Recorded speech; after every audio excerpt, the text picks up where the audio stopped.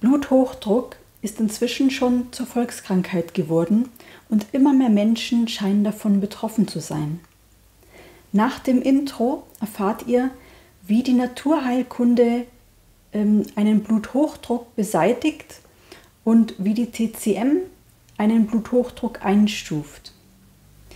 Nutzt bitte diese Zeit und liked dieses Video, damit möglichst viele Menschen diese wertvollen Infos erreichen und wir somit gemeinsam ihnen helfen können, wieder zur Gesundheit zu finden und wieder ein beschwerdefreies Leben führen zu können.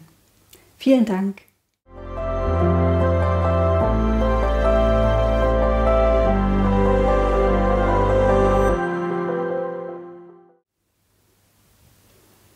Herzlich willkommen auf meinem YouTube-Kanal Nature Power. Ich bin die Sabine, ich bin Therapeutin für die traditionell chinesische Medizin und habe mich in verschiedenen naturheilkundlichen Methoden weitergebildet, um nun mein Wissen mit euch zu teilen. Wie gesagt, geht es in meinem Video heute um Bluthochdruck. Bluthochdruck scheint wirklich schon fast jeder zu haben und wir möchten uns heute gemeinsam ansehen, wie die traditionell chinesische Medizin einen Bluthochdruck einstuft.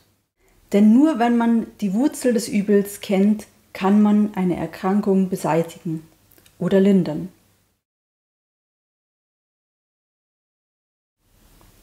In der traditionell chinesischen Medizin wird ein Bluthochdruck damit assoziiert, dass zu viel Hitze in dem Funktionskreis Herz vorherrscht.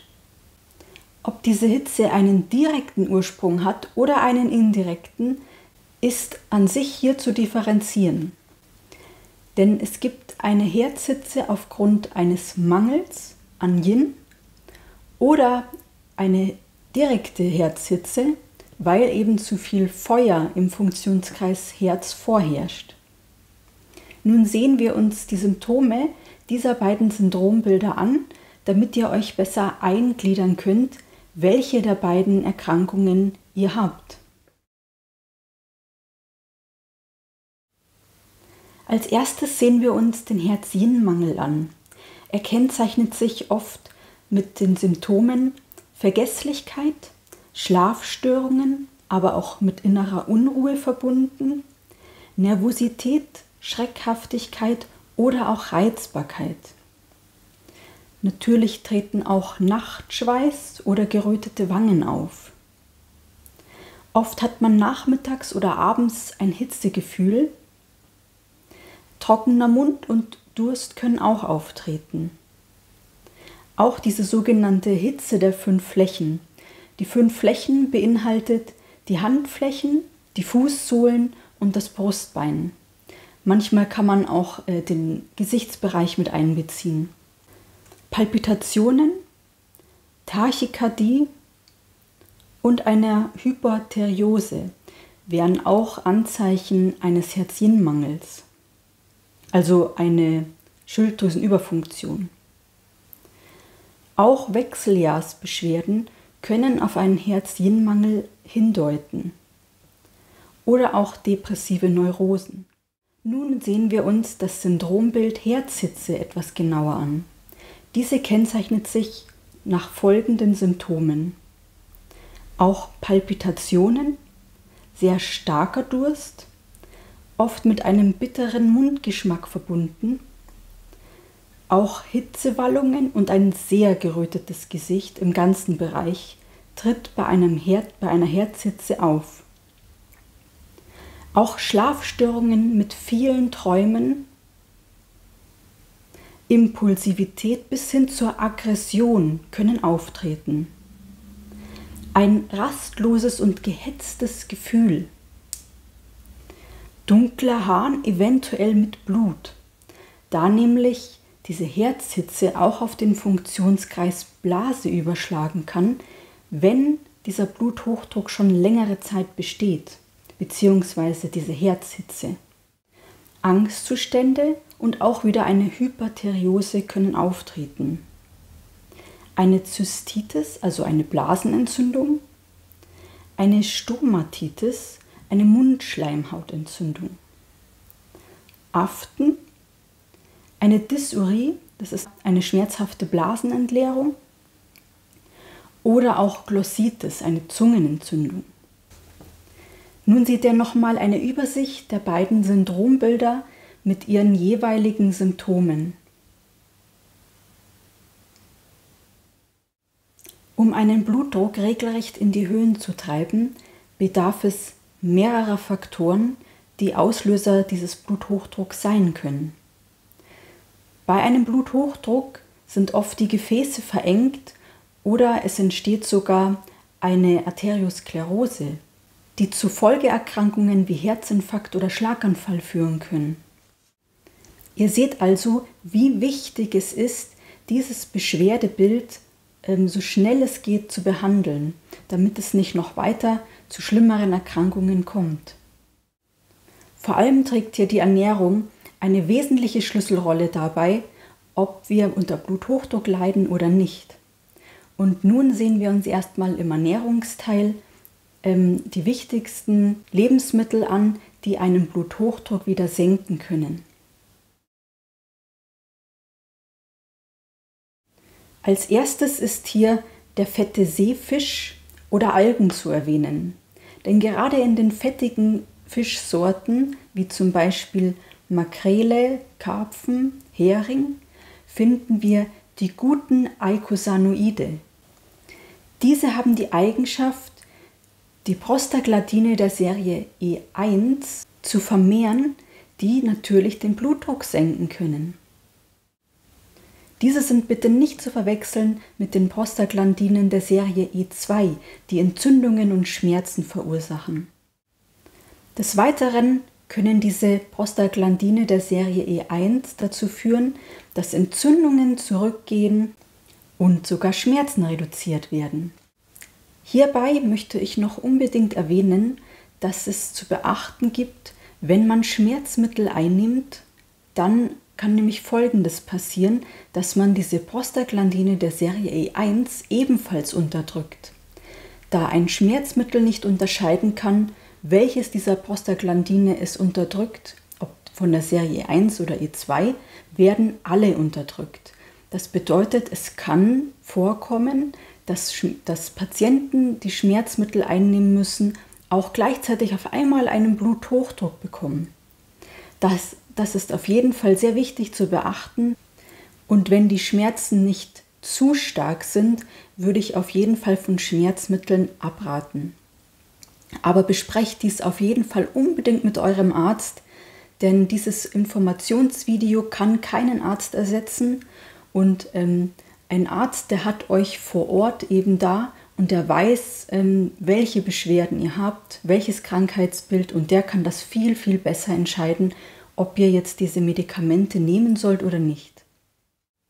Auch möchte ich hier die Omega-3-haltigen Nüsse vorstellen, wie zum Beispiel Leinsamen oder auch Walnüsse.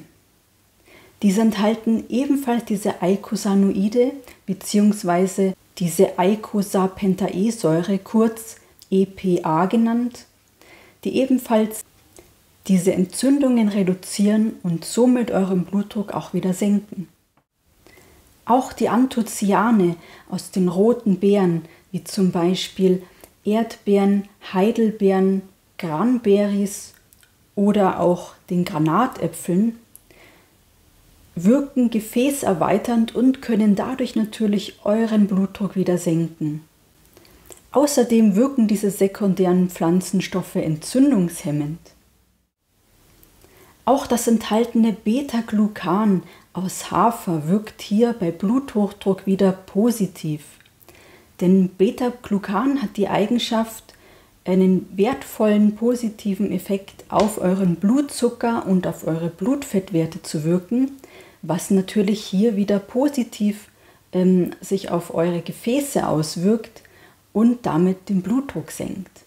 Außerdem enthält Hafer viele Ballaststoffe, die natürlich auch wieder dazu beitragen können, einen positiven Beitrag zur Gesundheit bei Bluthochdruck zu leisten und sie auch den Cholesterinspiegel normalisieren. Auch Bananen sind bei Bluthochdruck nicht zu unterschätzen, denn sie enthalten sehr viel Kalium, was als Gegenspieler des Natriums natürlich einen positiven Effekt auf euren Blutdruck hat. Denn ist zu viel Natrium in euren Gefäßen, sorgt das natürlich dafür, dass mehr Druck auf die Gefäßwände sich auswirkt. Außerdem verbessert Kalium die Sauerstoffzufuhr zu eurem Gehirn und zu eurem Herzen, was natürlich hier auch wieder positive Effekte hat und auch einen Schlaganfall vorbeugen kann. Die rote Beete ist ein nitrathaltiges Gemüse. Dieser Stoff wird im Körper zu Stickstoffmonoxid umgewandelt, das die Gefäßwände stärkt, mehr Sauerstoff in die Gefäße hineinleitet, die Durchblutung fördert und somit die Gefäßwände auch wieder weiten kann, was hierdurch wieder den Blutdruck senkt.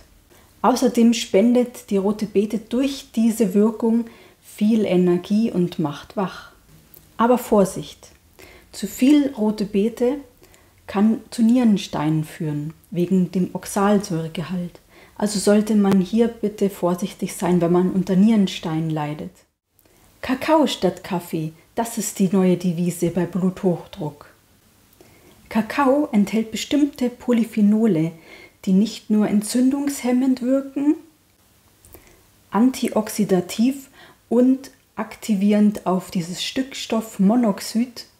Sie hemmen auch noch die Blutgerinnung und tragen somit dazu bei, gegen Arteriosklerose vorbeugend zu wirken. Außerdem hat Kakao positive Effekte auf unseren Fettstoffwechsel und auch den Blutzuckerhaushalt. Am besten ihr genießt den Kakao, so wie es die Ureinwohner in Südamerika machen, nämlich mit heißem Wasser übergossen und dann schön genießen. Nun seht ihr auch hier nochmal eine Übersicht über die Lebensmittel, die positiv geeignet wären bei Bluthochdruck und die dazu beitragen, eure Gefäße zu weiten und gesund zu halten.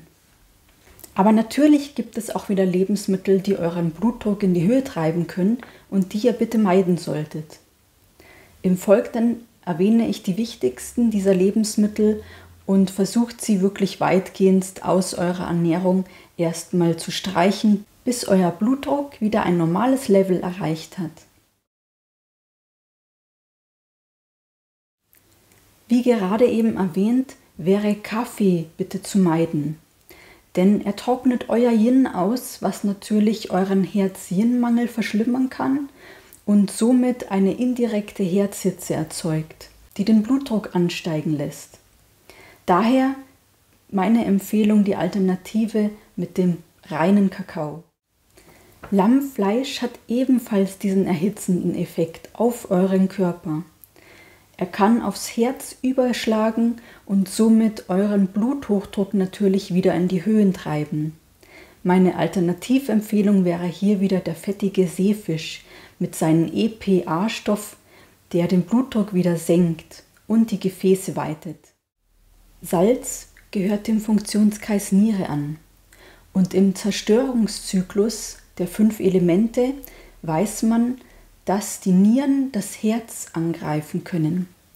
Das bedeutet, wenn ihr zu viel Salz zu euch nehmt, dann wird euer Blutdruck steigen.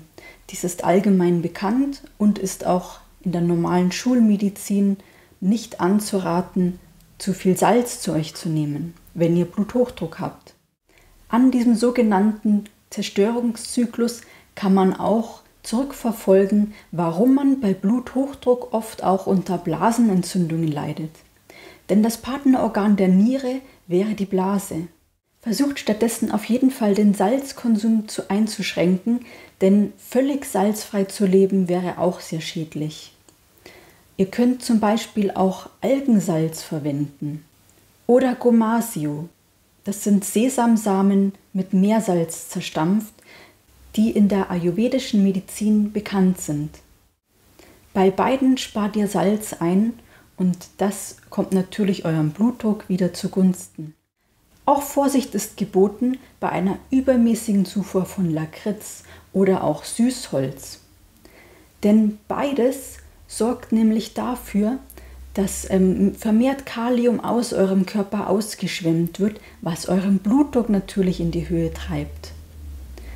Wenn man zu viel Lakritz konsumiert, kann das natürlich zu einem lebensgefährlichen Kaliummangel führen und auch im schlimmsten Fall zum Tod. Und zwar entsteht durch diesen Kaliumverlust eine Erkrankung, die nennt sich Pseudoaldosteronismus, welches einem Morbus-Cushing-Syndrom ähnelt. Also sollte man dies auf jeden Fall beachten. Dieser Pseudoaldosteronismus ist ebenfalls ausgezeichnet dadurch, dass sich der Cortisolanteil erhöht und auch das Hormon Aldosteron, was das Körperwasser zurückhält und auch zu Ödemen, einem sogenannten Mondgesicht, führen kann. Auch hier habe ich wieder eine Liste für euch erstellt von den wichtigsten Lebensmitteln, die bei Bluthochdruck bitte zu meiden wären.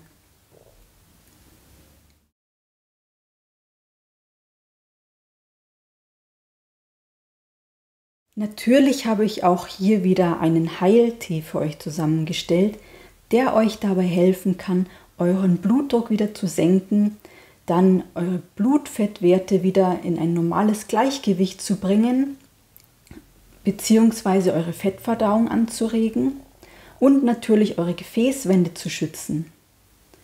Ihr könnt diesen Tee gerne ausprobieren und nach ein paar Wochen sollte sich eine Besserung einstellen. Wenn euch meine Ernährungstipps gegen Bluthochdruck gefallen haben, gebt mir bitte einen Daumen hoch, damit dieses Video vom YouTube-Algorithmus möglichst vielen Menschen angezeigt wird und wir ihnen so gemeinsam zu mehr Lebensfreude verhelfen können. Vielen Dank. In meinem Teil 2 erfahrt ihr dann, welche orthomolekularen Mittel einen Bluthochdruck wieder ins Gleichgewicht bringen können und was ihr sonst noch dagegen tun könnt, um euren Blutdruck wieder zu normalisieren. Ich freue mich auf euch und bis zum nächsten Mal.